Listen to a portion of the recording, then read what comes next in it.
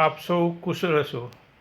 Online શિક્ષણમાં આપ સૌનું સ્વાગત છે. આજે આપણે કલસોર એટલે કે ગુજરાતીમાં પાઠ 5 કોરો કાચબો ભીનો ચાંદો વિશે અભ્યાસ કરીશું. હું એકમ આધારિત પાઠની સમજૂતી સાથે સ્વાધ્યાય કાર્ય પણ આ વિડીયો દ્વારા કરાવીશ. વિડીયો નિહાળતી વખતે ગુજરાતીની ચોપડી સાથે રાખવી અને સ્વાધ્યાય પાઠ્યપુસ્તકમાં સુંદર અક્ષરે લખતા જવું. સાથે તમામ વાલીઓને મારી નમ્ર વિનંતી, વિડીયો નિહાળતી વખતે તમે તમારા બાળક સાથે બેસો અને જ્યારે એ લેખન કાર્ય કરે ત્યારે બાજુમાં બેસી જરૂર જણાય ત્યાં માર્ગદર્શન આપતા જ રહેશો, જેથી લેખન કાર્યમાં તેનાથી નહિવત ભૂલ થાય.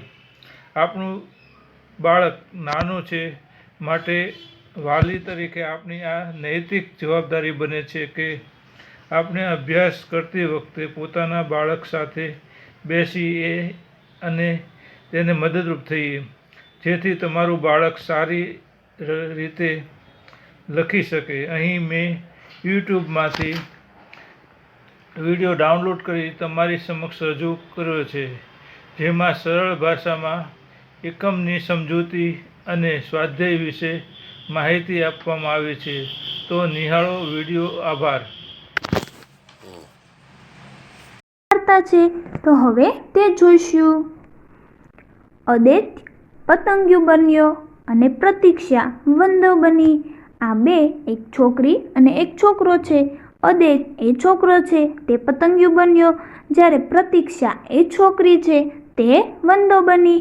તેઓ 2 મિનિટમાં આંખ બંધ કરીને બેઠા. તેઓ 2 જ મિનિટ આંખ બંધ કરીને બેઠા.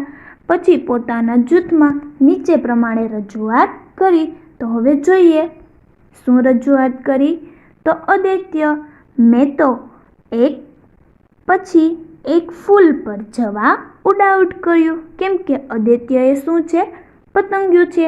એટલે કહે છે કે મેં તો એક પછી એક ફૂલ પર જવા ઉડાઉડ કર્યું.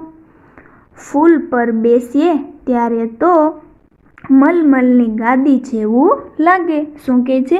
કે હું એક પછી એક ફૂલ પર ઉડવાનું શરૂ કર્યું અને જ્યારે ફૂલ પર બેસીએ ત્યારે મલમલની ગાદી જેવું લાગે. ગાદી પર બેઠા બેઠા મેં તો ધરાઈને જાત જાતના રસ પીધા. અને શું કહે છે? મેં ગાદી ઉપર બેઠા એટલે કે ફૂલ ઉપર બેસીને મેં જાત જાતના રસ પીધા. ધરાઈ ગયા પછી હું તડકો ખાવા બેઠું. તડકો વધ્યો એટલે મેં ગોગલ્સ પહેરી લીધા. ધરાઈ લીધું, બધા રસ પી લીધા અને હું તડકો ખાવા બેઠું. તડકો વધ્યો એટલે મેં તો ગોગલ્સ પહેર્યા એટલે કે ચશ્મા પહેર્યા. પવન ધીમો હતો. હું હિચકે હિચકતો હો એમ લાગતું હતું. કેમ કે પવન વાય એટલે ફૂલો આમ તેમ જાય. તેવી જ રીતના હિચકે હિચકતો હોવ એમ મને લાગતું. પણ હિચકે ઝૂલવાની તો ખૂબ મજા પડી. એટલામાં જોરદાર પવન આવ્યો. હું તો પાંખડીને ચોંટી જ પડ્યો.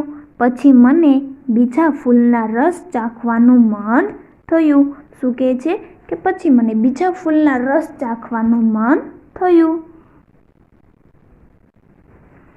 હું પડોશના બગીચે જવા ઉડ્યો અને હવે હું પાડોશના એટલે કે બાજુવાળાના બગીચે જવા ઉડ્યું. ત્યાં રસ્તામાં દરિયો આવ્યો. આખો દરિયો ઉડીને હું સૂર્યાબહેનના બગીચે પહોંચ્યું. એટલે આખો દરિયો એણે પસાર કરીને એ બાજુવાળા એટલે પાડોશના સૂર્યાબહેનના બગીચે પહોંચ્યું. હવે પ્રતીક્ષા કહે છે, તને બીક ના લાગી? કોઈ દવા છાંટી દે તો? અદૈત્ય કહે છે, શાની બીક? હું તો માસ્ક પહેરું છું ને. એટલે કે હું માસ્ક પહેરું છું એટલે કે દવા છાંટે તો પણ મને બીક લાગે નહીં. હવે આપણે તેના સવાલ જવાબ જોઈએ. એટલે કે લખો. નંબર 1, વંદો બનેલી પ્રતીક્ષાએ શું કહ્યું હશે? લખો જોઈએ. તો જવાબ લખીએ. વંદો બનેલી પ્રતીક્ષાએ કહ્યું હશે કે તને બીક ના લાગી? કોઈ દવા છાંટી દે તો? નંબર 2, પતંગિયું શાના પર હિંચે છે? જવાબ: પતંગિયું હિંચકા પર હિંચે છે. નંબર 3, પતંગિયાને દરિયો લાગ્યું તે શું હશે? જવાબ: પતંગિયાને દરિયો લાગ્યું તે બગીચો હશે. થેન્ક યુ બાળ મિત્રો. આ પાઠને સાંભળવા બદલ અને સમજવા બદલ તમારો ખૂબ ખૂબ આભાર.